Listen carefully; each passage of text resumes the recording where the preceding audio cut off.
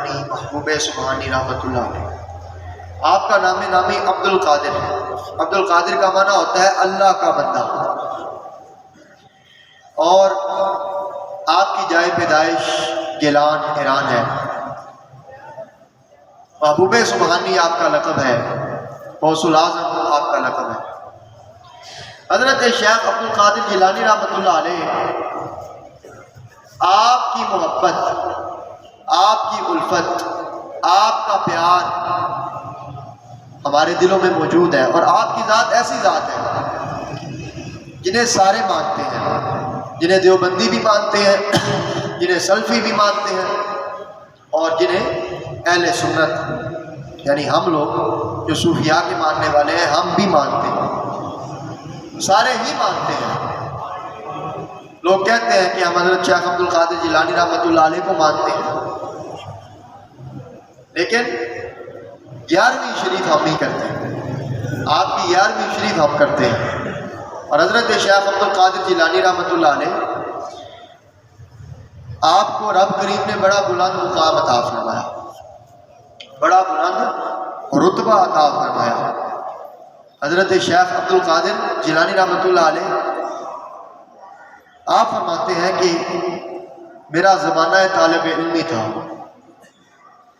زمانہ طالب علمی تھا تو ایک اللہ کے ولی تھے، ان کا بڑا شہرہ تھا، ان کا بڑا چرچا تھا، ان کی بڑی شہرت تھی، ان کی کرامت یہ مشہور تھی کہ بیٹھے بیٹھے ظاہر ہو جاتے ہیں، بیٹھے بیٹھے غائب ہو جاتے ہیں۔ ان کی کرامت کیا تھی؟ بیٹھے بیٹھے ہی غائب ہو جاتے ہیں، بیٹھے بیٹھے نظر آنا شروع ہو جاتے ہیں، اور اللہ کے ولی تھے۔ تو آپ فرماتے ہیں ہم نے پروگرام بنایا، ہم نے یہ پروگرام بنایا کہ ہم ان کی زیارت کریں، وہ جو اللہ کے ولی ہیں ان کا دیدار کریں۔ ہر ایک نے دل میں ارادہ کر لیا، ہر ایک نے ارادہ کر لیا، نیت کر لی۔ تو آپ فرماتے ہیں میں نے یہ نیت کی کہ جب ان کے پاس جاؤں گا کہ ان کی زیارت کروں گا،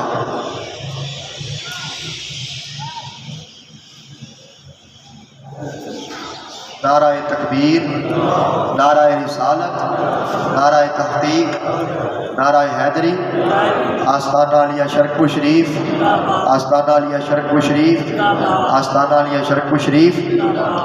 تو عزیزان گرامی قدر، آپ نے فرمایا میں ان کی زیارت کروں، اور آپ کا ایک ساتھی تھا، اس نے سوچا میں ان سے فیض حاصل کروں گا، اور ایک ساتھی تھا اس نے سوچا کہ میں ان کا امتحان لوں۔ تو آپ فرماتے ہیں ہم سفر کر کے ان کے پاس حاضر ہوئے، تو اللہ کے ولی تھے، انہوں نے فرمایا حضرت شیخ عبد القادر جیلانی رحمۃ اللہ علیہ کو کہ میں یہ دیکھ رہا ہوں کہ اللہ تعالیٰ تمہیں یہ مقام عطا فرمائے گا کہ بغداد کی جامع مسجد میں بیٹھ کر تم یہ اعلان کرو گے کہ میرا یہ قدم ہر ولی کی گردن پر ہے۔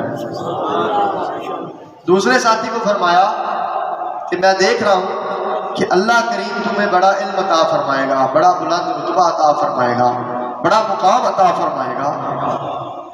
اور تیسرے کو فرمایا جو سوال کرنے کی نیت سے، یعنی آزمانے کی نیت سے آیا، تنگ کرنے کی نیت سے آیا، اسے فرمایا کہ میں یہ دیکھ رہا ہوں کہ اللہ کریم تمہیں بڑا علم عطا فرمائے گا، اور تم بڑے مناظرے کرو گے، اور تم مناظروں میں فتح بھی پالو گے، لیکن میں یہ دیکھ رہا ہوں جو رب نے مجھے نور عطا فرمایا اس سے میں یہ دیکھ رہا ہوں کہ تمہارا خاتمہ ایمان پر نہیں ہوگا، لیکن جب تم مرو گے تو تم مسلمان نہیں مرو گے۔ تو عزیزان گرامی، واقعہ کچھ اس طرح ہے۔ حضرت شیخ عبد القادر جیلانی رحمۃ اللہ علیہ فرماتے ہیں وقت گزرتا گیا، ہم علم حاصل کرتے رہے، ایسا موقع آیا کہ میرے ساتھ جو ساتھی تھے انہیں اللہ کریم نے بڑا علم عطا فرمایا۔ ایک کو اللہ کریم نے علم مناظرہ عطا فرمایا، اور وہ مناظرے کرتا، اور ہمیشہ جس طرح وہ ہوتا وہ فریق جیت جاتا مناظرہ۔ اور ایک موقع ایسا آیا کہ بغداد کی جامع مسجد میں بیٹھ کر میں نے یہ کہا کہ میرا یہ قدم ہر ولی کی گردن پر ہے، یعنی اس اللہ کے ولی کی جو پیشن گوئی تھی وہ پوری ہو گئی۔ اور آپ فرماتے ہیں وقت گزرتا گیا، جس کے بارے میں فرمایا تھا کہ تم مناظرہ کرو گے اور جیت جایا کرو گے لیکن خاتمہ ایمان پر نہیں ہوگا، تو مسلمانوں اور عیسائیوں کا مناظرہ ہو گیا، مسلمانوں اور عیسائیوں کا مناظرہ ہو گیا، اور عیسائیوں کے بادشاہ نے مسلمانوں کو اپنے محل میں بلایا تاکہ وہاں پر مناظرہ کیا جائے۔ تو عزیزان گرامی، مقررہ وقت پر مقررہ ٹائم پر مسلمان عیسائیوں کے بادشاہ کے محل میں پہنچ گئے، عیسائیوں کے مناظر بھی آ گئے، مناظرہ شروع ہو گیا، مباحثہ شروع ہو گیا۔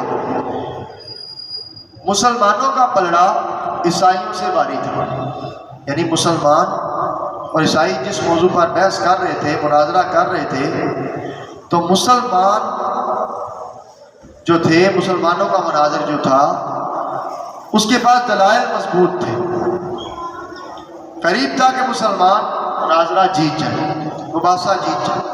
اسی دوران عیسائیوں کے بادشاہ کی بیٹی وہاں سے گزری اور اس کی نگاہ اس پر پڑ گئی، مسلمانوں کے مناظر کی، یہ اس کے عشق میں مبتلا ہو گیا اور انہیں کہنے لگا کہ اس کا نکاح میرے ساتھ کر دو۔ کسے کہنے لگا؟ عیسائیوں کے بادشاہ کو۔ عیسائیوں کا بادشاہ کہنے لگا کہ ہم اپنے مذہب سے باہر شادی نہیں کرتے، تو لہذا ہم نے یہ کام نہیں کرنا۔ اس نے بڑا اصرار کیا۔ عیسائیوں کا بادشاہ کہنے لگا ایک شرط ہے